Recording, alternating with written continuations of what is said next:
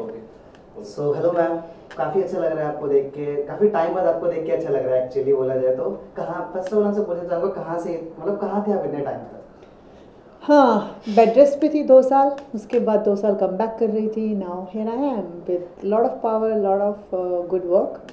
So ma'am, you are someone जिसने सारी चीज़ें स्क्रैच से स्टार्ट की थी, from doing scratch, like Haryana की एक लड़की जो वहाँ पे अपना काम में बिजी थी, then she got an idea कि मुझे रोडीज करना है, एंड देन वहाँ पे उनकी रोडीज की जर्नी स्टार्ट होती है। You an part of fantastic Roadies season, जहाँ पे मतलब काफ़ी पॉपुलर सीजन था वो। तो can you describe your journey from starting? मैं हरियाणा से हूँ और हरियाणा में ज़्यादातर आप या तो मेडिकल ले लेते हो या आप इंजीनियरिंग ले लेते हो। मैंने भी वही किया, मैंने बीटेक किया, उसके बाद मैं बैंगलोर में सॉफ्टवेयर डेवलपर की जॉब कर रही थी। मुझे लगा 2-3 साल के बाद कि सारी ज़िंदगी ऐसे नहीं गुजारनी मुझे, there has to be something else. I know मेरा कैलिबर क्या है, मैं किस क्या क्या कर सकते हो। पूरी ज़िंदगी वेस्ट हो जाएगी। मुझे लगता है कि इंसान का सबसे बड़ा डर ही यही होता है कि उसमें इतना पोटेंशियल है और वो धरा का धरा रह जाए। डेथ बेड पे मुझे आके रिग्रेट नहीं करना था। देन रोडीज़ का कीड़ा था, मुझे लगा क्यों ना यहाँ से शुरू किया जाए, एक एक करके सपने पूरे करेंगे। मैंने रोडीज़ के ऑडिशंस चालू किए और 4 साल लगे, बट मैंने किया और जीत लिया। उसके साथ साथ मुझे फ़िटनेस में काफ़ी इंटरेस्ट आ गया था। अब मुझे ये था कि मुझे स्टेज पे जाना भी अच्छा लगता है, मुझे फ़िटनेस भी पसंद है, इन दोनों का कोई कॉम्बिनेशन है क्या। तो मैंने इसको सर्च किया कि कॉम्पिटिशन्स होते हैं बॉडी बिल्डिंग के, तो मुझे वो भी करने हैं, और अगर करने हैं तो मुझे वो भी जीतने हैं। सो आई एम दैट कि ये कर लिया, अच्छा ठीक है, डन एंड डस्टेड, ये भी कर लिया, डन एंड डस्टेड। मैं तीसरा करियर चुनने ही वाली थी कि मेरा एक्सीडेंट हो गया, पर फिर पता चला कि वो एक्सीडेंट अपने आप में एक बहुत बड़ा टास्क बन गया कि मेरी गर्दन टूट गई, डॉक्टर ने गिव अप कर दिया कि ये तो ख़त्म हो चुका है। उससे निकलना भी एक रियल लाइफ रोडी गेम खेल कर आई हूँ। सो जो एक्सीडेंट के बाद 2.5 साल मुझे वापस आने में लगे, that was also like a task, right. लेकिन उससे एक चीज़ सीखी मैंने, और वो ही मुझे एक्टिंग में लेकर आई। इतने सारे इमोशंस जो आपको डेथ बेड पर देखने को मिलते हैं ना, when you just lying down, आप गर्दन नहीं मोड़ सकते हो, बहुत नेगेटिव हो, सब कुछ खो चुका है आपका और आप बस सीलिंग फैन देख रहे हो। इतने सारे जो थॉट्स होते हैं उसको आप कन्वे कैसे करोगे। लोग मर जाते हैं, लोग सुसाइड कर लेते हैं, क्योंकि so much of thoughts come to your mind, क्योंकि सब कुछ जा चुका है। आप स्टार्ट भी करोगे तो कैसे करोगे। वो सारे थॉट्स को मैंने कलेक्ट किया और मैंने लिखना शुरू किया, और तब I became a writer. And धीरे धीरे मैंने ऑडिशंस देने स्टार्ट किए। मुझे समझ में आया कि एक्टिंग इज़ द थिंग जहाँ पे मैं अपने सारे इमोशंस को कन्वे कर सकती हूँ। कुछ लोग एक्टिंग थिएटर से सीख कर आते हैं, कुछ लोग पढ़ कर आते हैं। मुझे शायद एक्टिंग लाइफ एक्सपीरियंसेस से आया, and that's why third career. और यहाँ पे ख़त्म नहीं होने वाले मेरे सपने जो इतने सारे हैं। I see myself as a business woman, may be politics, may be I don't know, it's just that जो मैं करने वाली हूँ I want to do the best way. So जिस सीजन के आप पार्ट थे, it was like very successful season of that Roadie. उसके बाद अभी तक इतना सक्सेसफुल रहा नहीं है, एंड देन जो भी कॉम्पिटिशन्स थे वहाँ पे काफ़ी टफ थे। प्रियांक था, बसीर थे, बट विनिंग उनको हरा के जीतना for gang Neha, how does that feel? मेरे सीज़न में सिर्फ लड़के ही नहीं, लड़कियां भी बहुत स्ट्रांग थी। और मुझे याद है जब मेरा सिलेक्शन हुआ था, एक एक बंदा, my God, everybody was so good. और डीप डाउन डर भी था कि कैसे चलेगा। मैं सही बताऊं तो 35 दिन की जर्नी होती है, कुछ 15-20 दिन के बाद मेरी तो फट गई थी कि ये कैसे चलेगा, ये तो हो नहीं पा रहा है। मुझे पॉलिटिक्स नहीं आती है, मेरे को खेलना नहीं आता है। मैंने वहाँ पहली बार देखा था, क्योंकि मैं एंटरटेनमेंट इंडस्ट्री से थी ही नहीं। मैंने पहली बार देखा कि कैमरा क्या है, कुछ और बिहेव करते हैं, कैमरा बंद होने के बाद कुछ और बिहेव करते हैं, ये चल क्या रहा है। अब मैं उन लोगों को समझूँ या गेम को समझूँ या गेम को जीतूँ। पर फिर मैंने देखा कि 15-20 दिन के बाद मुझे लगा ये क्या करना है, ये क्वेश्चन ही नहीं है, सब कुछ करना पड़ेगा, जीतना है तो करना तो पड़ेगा। उस दिन से मुझे याद है मेरे टास्क बहुत ही चेंज आ गया था। टास्क पे मैंने क्वार्टर फिनाले भी जीता, सेमी फिनाले भी जीता, फिनाले भी जीता, फाड़ फाड़ के जीता। पर ये सवाल करना कि कैसे जीते, आपको पता था कि आप जीत जाओगे, इन सब बातों का एक ही जवाब है, अगर आप जीतने नहीं गए थे तो क्या करने गए थे। मैं तो जीतने गई थी। आपने रोडीज जीता, देन सबके सपने होते हैं रोडीज जीतने का, हम और करें, ये करें, वो करें, बहुत सारी चीज़ें मन में आती है। तो उसमें उस दौरान आपके मन में बिग बॉस भी आया होगा, स्प्लिट्सविला भी आया होगा, खतरों के खिलाड़ी भी आया होगा, तो वो क्या चीज़ें जिन्होंने सब चीज़ों से रोक लिया आपको? आई थिंक मेरी वो जर्नी ही नहीं थी, मेरा वो थॉट प्रोसेस ही नहीं था। मैं आईटी में थी, फिटनेस कर रही थी, मुझे रोडीज़ करना था। मुझे पता भी नहीं था कि स्प्लिट्सविला नाम का शो होता है। मैं बहुत फोकस्ड हूँ, जो मैं कर रही हूँ मेरा ध्यान बस वहीं रहता है। और क्योंकि मेरे को एक्टिंग में आने का कोई प्लान ही नहीं था, और ऐसा भी नहीं था कि एक रियलिटी जीतना है उसको बाकी रियलिटीज़ करना है। आप समझ रहे हैं, मेरा वो रास्ता ही वो नहीं था, शायद इसलिए मैंने ज़्यादा फोकस किया नहीं था। अब इतने सालों के बाद 5 साल हो गए हैं, अब सब जानकर लगता है कि हाँ कर सकते हैं एक और रियलिटी शो। पर प्रॉब्लम इज़ मैंने एक्टिंग में भी अब थोड़ा एंटर कर लिया है, मुझे इसमें ज़्यादा मज़ा आने लग गया है। तो basically I am open for everything. So talking about your movie, जब आपने एक्टिंग में करियर अब चूज कर ही लिया है, so 36 days you have worked on, like कैसे, how was your approach and कैसे स्टार्ट रहा था, because it was something new for you.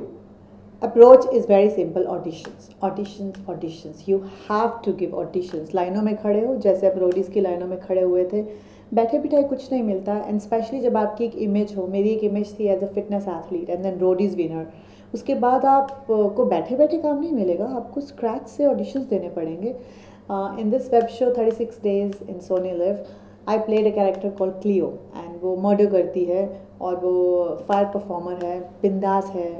तो अब आप हो, लेकिन आप उसको कैमरा पे करोगे कैसे, पोर्ट्रे कैसे करोगे, वो होता है डायरेक्टर का vision. Vishal Furia approached me through the casting team, मैंने ऑडिशन किया 2 बार और I was very happy to play something like that. I think I always wanted to be very honest. Doing a fire performance on camera, it's amazing. सब जब हम लोग सारी चीज़ scratch से start करते हैं तो देयर इज वेरी, मतलब बहुत सारे चैलेंजेस आते हैं। सो कहीं ना कहीं उनमें एक चीज़ होती है, इस इंडस्ट्री की बात करो तो नेपोटिज्म एक वर्ड है, आपने सुना होगा। सो क्या do you have face that कि आपको कहीं ना कहीं आपको ऐसा लगा कि आपको टारगेट नहीं, उसकी वजह से आपको जल्दी रोल्स नहीं मिल रहे हैं? आई वॉन्ट से कि जल्दी रोल नहीं मिल रहे हैं, नेपोटिज्म पे भी आएंगे, बट ये कहना कि जल्दी रोल नहीं मिल रहे हैं ये गलत है, क्योंकि इंडस्ट्री टेक्स टाइम, आपके टैलेंट, आपका क्राफ्ट डेवलप होने में भी टाइम लगता है। जो बैठे हैं, जो फिल्में बना रहे हैं, वो गलत कास्टिंग नहीं कर रहे हैं। अगर आप किसी वजह से कास्ट नहीं हुए हो, इसका मतलब कुछ कमी है। तो I will never say this कि अब तक क्यों नहीं हुआ और इसमें क्यों नहीं हुआ, उसमें क्यों नहीं हुआ। एक पूरी टीम होती है, हर किसी का अपना विजन है, आप बस गिव अप नहीं करो, चलते जाओ तो होता ज़रूर है। और दूसरी बात रही नेपोटिज्म की, नेपोटिज्म किस इंडस्ट्री में नहीं है आप ये बताइए। अगर किसी के माँ बाप का बिजनेस है तो सबसे पहले उस पर हक बच्चों का ही तो होता है। और आप टैलेंटेड हैं अगर, तो आप पा ही लेंगे वो रोल। टाइम ज़्यादा लगेगा, मेहनत ज़्यादा करनी पड़ेगी, प्रूव ज़्यादा करना पड़ेगा। जस्ट बिकॉज बाकियों को ईजी मिल रहा है कैरेक्टर, आप उनको बुरा नहीं बोल सकते। दे आर लकी, आप शायद किसी और चीज़ में लकी हैं, वो किसी और चीज़ में लकी हैं, पर आप कंप्लेन नहीं कर सकते कि उसे क्यों मिला और मुझे क्यों नहीं मिला, क्यों लॉबी में काम चल रहा है, क्यों किसी को बार बार काम मिले जा रहा है। यू नो, आपको क्या मालूम नहीं था इस इंडस्ट्री में आने से पहले कि ये सब चीज़ें होती हैं। कास्टिंग काउच होता है, नेपोटिज्म होता है, लास्ट में सीन्स काट दिए जाते हैं, लास्ट में कैरेक्टर को रिप्लेस किया जाता है, एक्टर्स को रिप्लेस किया जाता है। ये सब बातें आपको पता होनी चाहिए इसमें आने से पहले। और फिर आप इन्हीं बातों से अपना मूड ख़राब कर लेंगे या अपना गिव अप कर देंगे अपने सपनों को। दैट्स रॉन्ग, ट्रस्ट मी, हर इंडस्ट्री में ये होता है। So you have been into fitness for long, मतलब आपने स्टार्टिंग, आपका एक पैशन था फिटनेस को लेके। सो इंस्टाग्राम इज ऐसा प्लेटफॉर्म है वेयर सब कुछ होता है, आपको फेम दिया जाता है, ट्रोल किया जाता है। तो any Instagram trollings that you have faced in your that phase, because fitness पे लड़कियों को जब देखा जाता है तो काफ़ी ट्रोल किया जाता है। So you have faced anything? या you look manly, do I look manly? No. So it's just a myth. अब क्या करोगे, जो इंसान खुद कभी जिम नहीं गया उसके लिए ईजी है ना इंस्टाग्राम पे बैठ के पीछे सिर्फ लिखना माई गॉड यू हैव मसल्स, तुम मैनली दिखती हो। बिकॉज उन्होंने मसल सिर्फ लड़कों की बॉडी पे देखा है, यू नो। और अब लड़की थोड़ी सी भी फिट हो, श्रेडिड हो और प्रॉपर शेप में हो, उन्हें लगता है ये एक्सेप्टेबल नहीं है।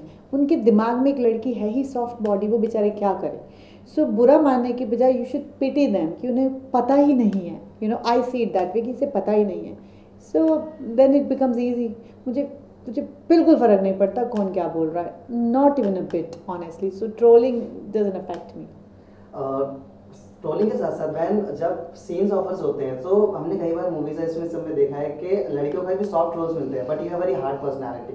सो कभी कभी वो आपको ऐसा बीच में रोका है उस चीज़ ने that because you are so much fit, तो आपको रोल्स की वजह से वो नहीं मिल पा रहा था, आपने सोचा हो क्या ट्रोलिंग भी हो रहा है, ये इशू भी आ रहा है, तो just change this thing, fitness को छोड़ते हैं and just let get into acting more. Okay, so it is lack of exposure कि लड़की अगर वेट ट्रेनिंग कर रही है तो वो सॉफ्ट नहीं रही, उसकी पर्सनालिटी हार्ड हो गई।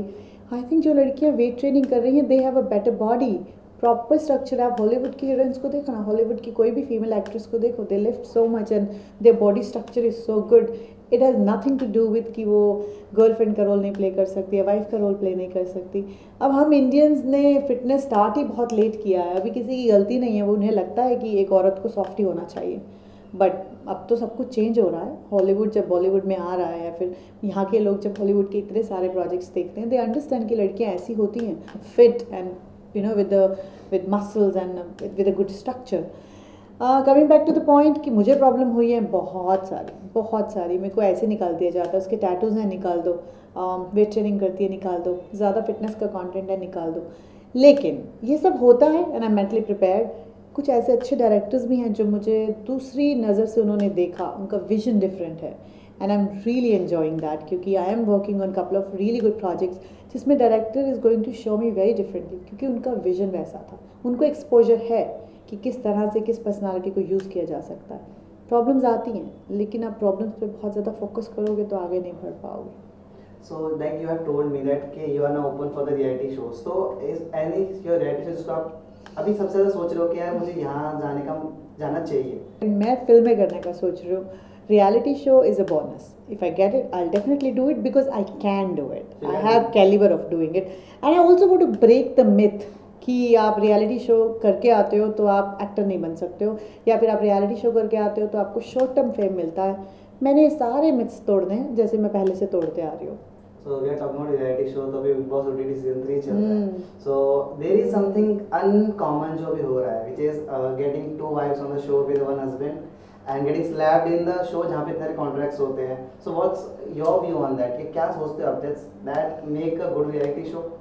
मैं क्या सोचती हूँ, शो मेकर क्या सोचते हैं? शो मेकर सोचते हैं टीआरपी, बहुत सी ऐसी चीज़ें हो रही हैं जो नहीं होनी चाहिए थी। 2 वाइफ्स को इतना ज़्यादा प्रमोट किया जा रहा है, they are trying to normalise this lifestyle.